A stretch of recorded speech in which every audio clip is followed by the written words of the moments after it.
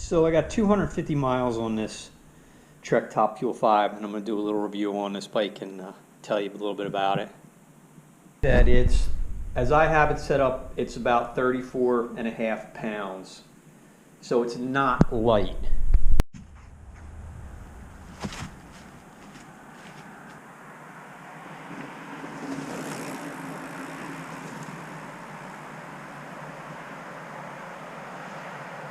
So the Trek Top Fuel 5, what's the deal with it? Who's it for? What kind of riding is it for? Because, you know, the bike industry has expanded so much. There's so many different kinds of bikes that you really have to pick a bike for the terrain you're going to ride on. Otherwise, it's not going to fit. It's not going to work right the way you want it to. This bike, I did a lot of research before I bought it, so I kind of had an idea of what I was getting into, or I thought I did.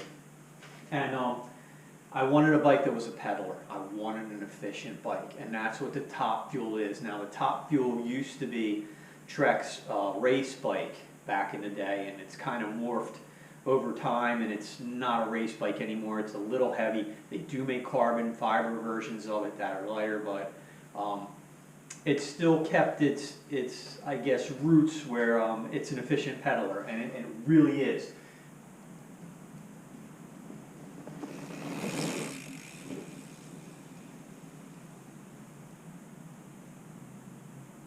So you have the Top Fuel, and then you also have its like stepbrother, the Fuel EX. Now the Fuel EX, the pivot's in a slightly different spot. You have more travel in the front and more travel in the back.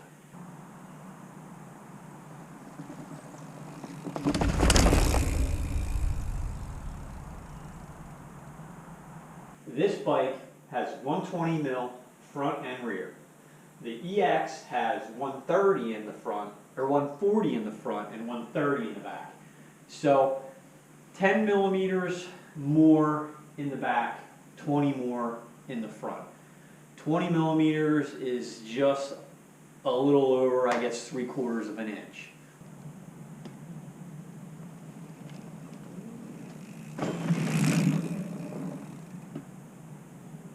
But for what I'm riding, which is not anything crazy, no extreme terrain, very little jumps, just trying to ride fast, set Strava times, and kind of train and get in real good cardio shape, this bike fits me fine, and it does everything that I need it to do. And one thing that's unique about this design, and I had read this before I bought the bike, and I was like, yeah, it sounds like a bunch of advertising crap, but the way they have the pivot set up is this acts very similar to a motorcycle. If you've ever ridden a motorcycle, if you know that under power you can use acceleration, you can use power to stiffen up the rear suspension. This bike behaves that same way. But yet it also lets the rear remain active under braking, which it does, it really does, and it's a neat way that they've done it and engineered it so that it does that. And it's so good that I've never even locked out. In the 250 miles I put on this bike, I've never locked out the front or the rear. And I've climbed some pretty big hills or some pretty, you know, gnarly stuff, and I've never had the need to lock it out. The only time I'll slam this bike is if you're standing and climbing and you're really hammering on the pedals, then you will get that bob. But if you can stay seated, if your legs are strong enough that you can stay seated on a hill, this bike won't bob. It'll climb it, it thinks it's a hardtail, and it's really efficient, and I really enjoy riding it.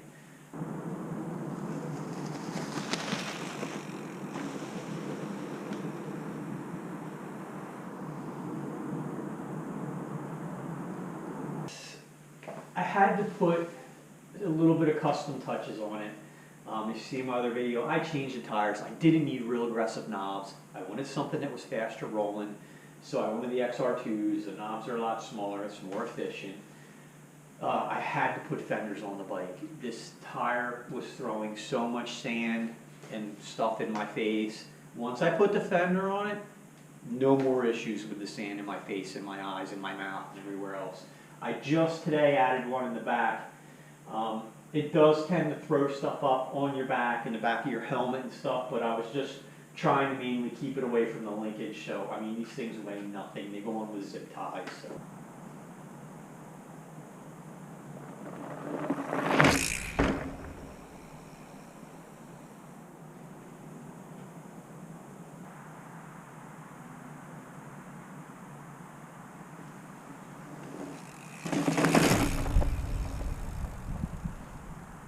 So that's the trade-off for being the bottom of the lineup. This 5 is the bottom. There's a 5, 7, 8, and then it starts going numbers with decimals, and those are all carbon fiber.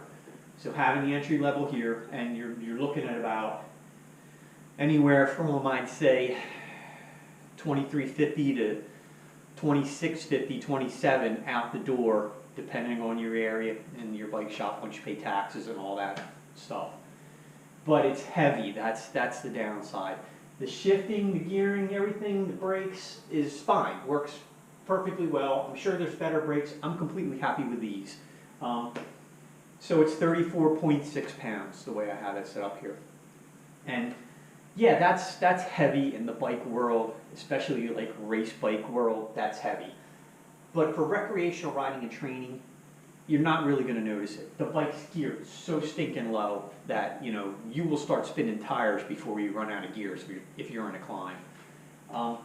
Sometimes, though, the weight actually helps you because it helps you carry momentum a little bit. You know, if you have a series of obstacles, routes, or whatever that's a little extended long and you're trying to make it through, sometimes that weight, that momentum, you know, can help you push it through that.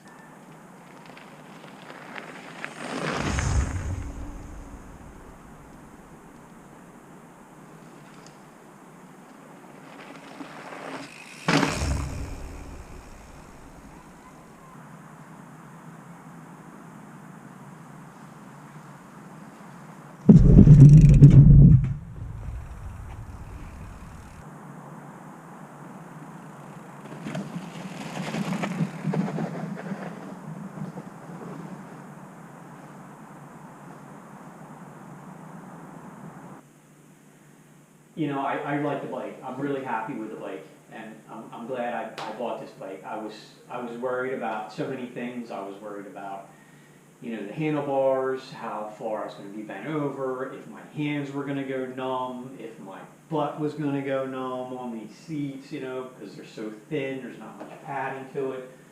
But the stock seat is fine. It's acceptable to me.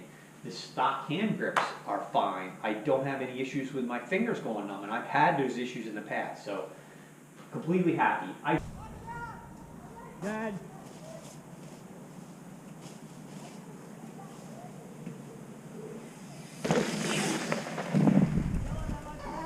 Good.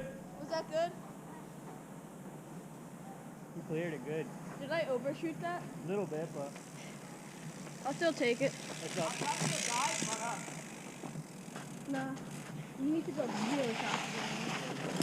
Like I was pedaling in this gear all the way down. Liam, where are you? Leg disappeared. You Yeah, I just used to try it out. Do you want me to Liam! should I try it again? want to watch me hit it? I watched you hit it. From down here. Nah, I didn't hit it. I just needed to like feel my surroundings first. I'll go climb up. You want to wait here or not? I wanna do it. I'm going up the chute. I cleared it.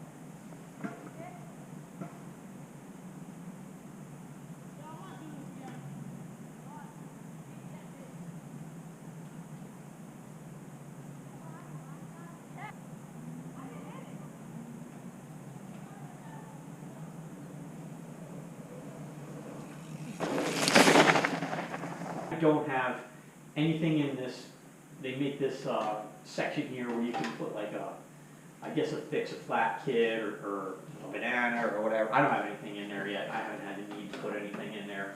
And you know, whatever you put in there is going to add weight too. But I haven't had to mess with any of the suspension. It was set up for my weight at the shop, and I haven't messed with it at all. It works just like it's supposed to, and it eats roots. And the one thing I notice is on climbs, when you're climbing and there's roots, it just scoots and goes. It really is a good climber, you know. Even though it's 34 pounds, it does climb well, so I'm completely happy with it. So, you know, who's this bike for? This bike isn't for, you know, I would say a younger guy who's looking to, you know, launch and huck it off some drops or whatever. Can it do some? Yeah, it can do, you know, limited, but if you're looking to just go air, or you're looking to go downhill at your bike park or whatever, this isn't the bike. This is not the bike for that. This bike is meant to go fast, to go distant, and to be efficient, and that's exactly what it does.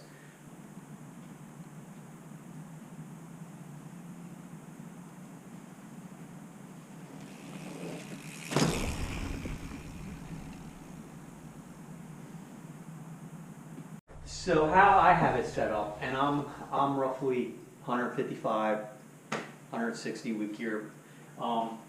There's 150 psi in the rear shock, and there's 110 psi in the front, and that's, you know, that's something that you can fine tune. The front, I run this completely open, and the rebound on the rear is completely open and one click back in.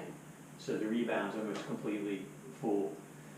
And I find that works for me. I haven't had any situations where I've been like, oh, I gotta change settings because this isn't working for me. And it's like I said, I have 250 miles, you know, I've added a timber bell because I ride in state parks. There's a lot of people that, you know, walk, ride, walk dogs, jog. That timber bell, I would highly recommend that for anybody who's riding in a populated area. It just saves you from having to yell at people, you know, coming up behind you or whatever. They hear that thing. And the way that it works is this has settings. So you can have it completely off, or you can have it partially open, or you can have it fully open. And what it does is it just rings as you're going over the terrain. And you can either point it forward or you can point it straight down. If you point it straight down, it's more active. If you keep it horizontal, it's less active. Might be a little bit louder because it's pointing forward, but it just, you know, this is the noise you get when you're coming down the trail. It's a little bit louder than that, but people hear it. And I would highly recommend one of those things. They're not cheap, they're like 30 bucks, but you know, it's just nice to have that on there, and people, you know, turn around, see you coming, and they just get out of your way. Some protection under here, which is nice because that's the majority of taking all the heat off of this tire, the stuff you're kicking up. 6 foot. This is a medium large, perfect fit. The dropper post, I love it. My first bike with a dropper, and I don't know what the lifespan is on these dropper posts, but you know, when this goes, if it does go, if it's not rebuildable, I will be upgrading that and getting something. But I enjoy this bike. I really enjoy this bike, and I'm happy that I did enough research to kind of know what I needed for where I ride. Because like I said, you have to buy the bike for what you're riding, where you're riding, and how you're riding. Because if you get the wrong bike, they're not cheap, you know. And like if I had gotten the Fuel EX, I had way more suspension than I needed, and that would have translated to a little less efficiency. And you know, this is the one that worked for me, how I ride.